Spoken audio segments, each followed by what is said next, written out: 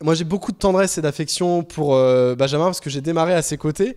Et pour la petite anecdote, cette année, on est au plateau 1000 au 12 rue de la Montjoie. C'est la première fois que j'avais croisé Benjamin Castaldi il y a des années sur Nouvelle Star 1 qui présentait à l'époque sur M6. Et donc, ça m'a rappelé Benjamin quand je suis repassé tout à l'heure sur le plateau. Maintenant, il a fait un choix qui était d'arrêter Secret Story. C'est lui qui l'a voulu.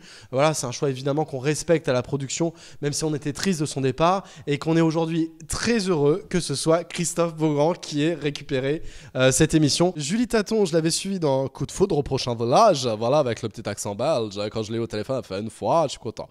Non, elle n'a pas un accent aussi prononcé. Et puis, alors, je dis pas, j'ai un truc avec les Belges, j'adore la Belgique. J'ai plein de potes belges. J'adore les Belges parce que c'est des personnes qui sont sincères. Des fois, les Français, on peut dire qu'on a un peu un sale caractère.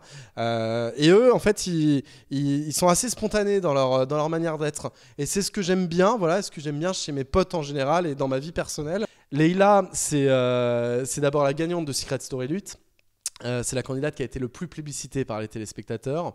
Moi, je sais que j'ai découvert Leïla parce que dans l'émission, je trouve qu'elle était parfois un peu en retenue de par son histoire d'amour où elle était un peu pudique avec Emmerich, de par sa stratégie de jeu.